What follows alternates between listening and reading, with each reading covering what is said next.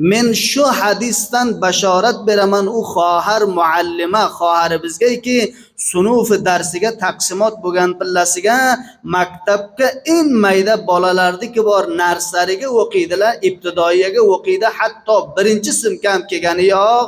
Shuni taqdim qiladiki, sen shunga dars bergin faloni muallimajon deganda bojonida aytadi, mushkil emasdi. Men 7-8 sinflarga dars bermayman, 12 foslarga dars bermayman, bo'lib bo iftixor mardumni mayda bolasini tarbiya qilaman deydi. U oxun boboyki bizlarni maydaligimizga tarbiya qilaydi masojidlarga. O'zimiz bachishma haqorat ko'ramiz ularda.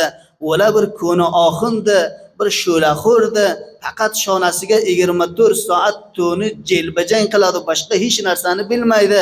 Bundan nima narsa tuzaladi? Vala bashorat azim o'sha oxun bobo muallim otamizgaki bizlarning mayda tifillarimizni ular nima qiladi?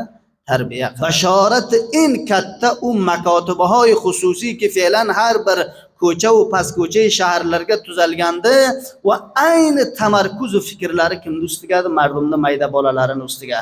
Bu eng katta bashoratda. Erta mutaxassislar, doktorlar ana shu mayda bolalardan tuzaladi.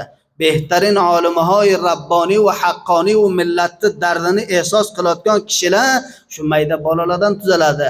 Eng yaxshi faol injenerlarimiz ki kishvar iftixor qiladi ustiga shu mayda bolalardan tuzaladi. Siyosatmadorhoy qaviy ki bor, hatto g'arbiy kufri va boshqa dinga yashayotganlar qo'rqadi, shu mayda bolalardan tuzaladi. Lihozo birinchi mas'uliyati ulamolar, donishmandlar, ahli qalamlar shu mayda farzand kichkina bolalarga nima qilishlik ekan? Tavajjuh qilishlik ekan.